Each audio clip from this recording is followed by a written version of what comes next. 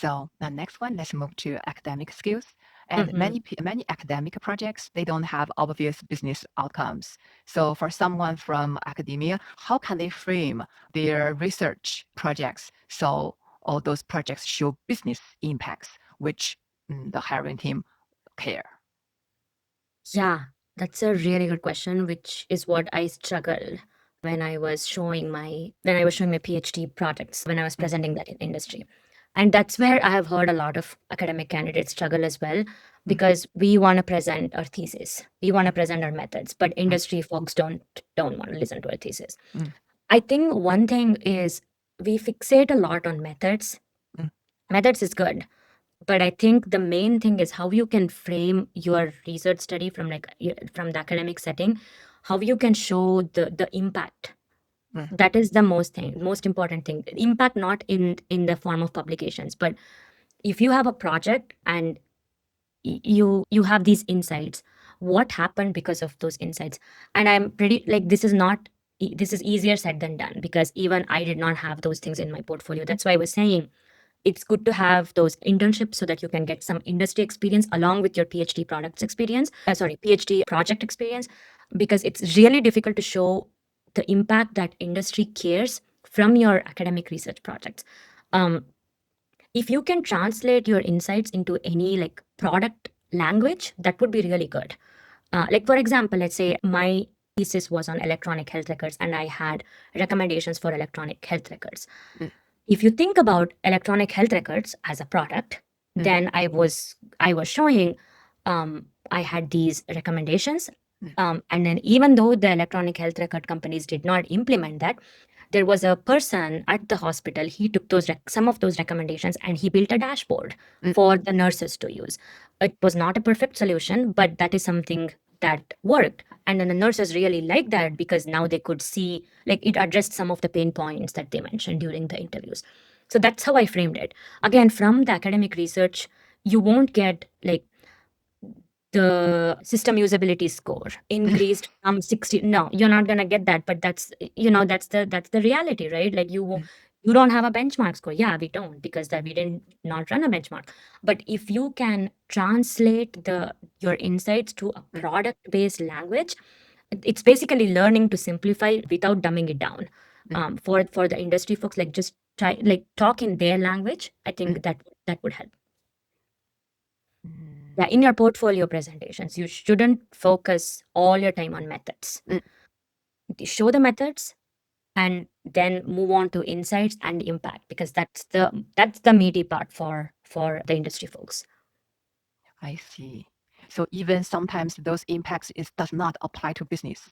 It's just apply for the policy maker recommendation that still impacts. Yeah, it is. Like, because of Mm, your mm, insights, what happened? That's the question that you need to bring in your portfolio. Fine, I did this research, I got these insights. What mm. happened because of those insights beyond the publications? I see. I see. Okay. So if sometimes you cannot show the raw data or recording because of NDAs, how can you still prove you did the rigorous work in interview or in presentation? Okay. In your academic research, you mean?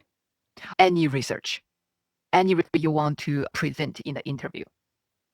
Okay. So if you're presenting your academic research, putting it in your portfolio, and you have sensitive data, you just redact them. Like Oh, put you mean people modify them? like redact the details in the sense that you anonymize the participants, you don't tell Mm, who they are, things like that. If you're showing like clips, put like blur their faces. What is important is showing your thinking process, mm, not you can still show your thinking process, right? um like for example, I was presenting about a project from a different company to Microsoft, right? yes. How did you do that? Yes. I could not show all of the details because it was a different company's project. So let's say I had a big screen where I had all the analysis, and I just like zoomed out, and then I took a screenshot. It showed Mm, the complexity of all the sticky notes and everything, and it showed what the journey looked like. But I, of course, like cannot show the details on the journey. And then when I in the interview, I showed them look, these like blue stickies were all like pain points, pink stickies were these recommendations. And this is a whole journey map we constructed in 2 days because it was a fast paced project.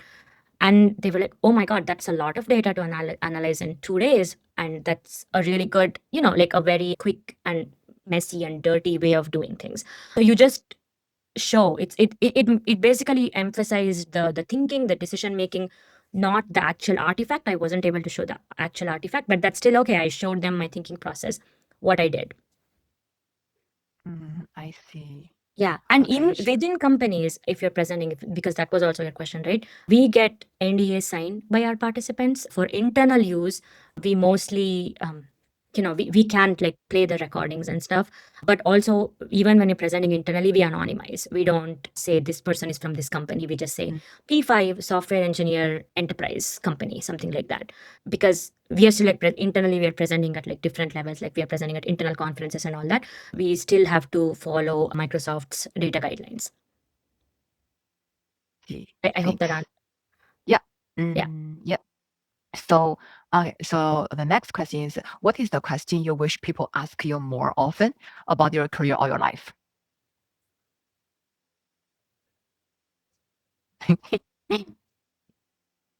Mm, let me think. I Okay. There is so much emotional labor that goes into this whole process, and people don't talk about that.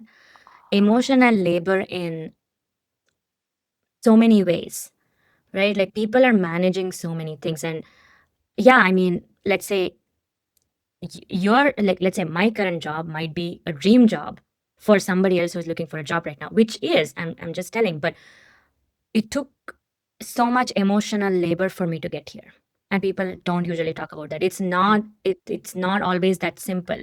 Nobody just went from like it's not that. It's just there is, yeah. And people really like, and it's not just work, right? It's like there is so much going on in the background with their lives. And yeah, people don't talk about that. I don't know. It's just you always think like grass is greener on the other side, which is true, because now you're like, okay, well, what problem do you have? Well, you have a Mm, job, and then mm, you're already here. But hey, I mean, it's not that straightforward. It was not that simple for me too.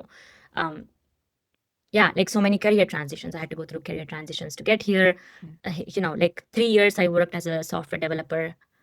I mean, honestly, I could have skipped that. Like that part is not even on my resume, but hey, I went through that because, that was just life. mm, So I think we already talked about this. Deja vu, hindsight is 2020. So, mm, mm, it's just, there is so much emotional labor and stress that goes in everyone's life.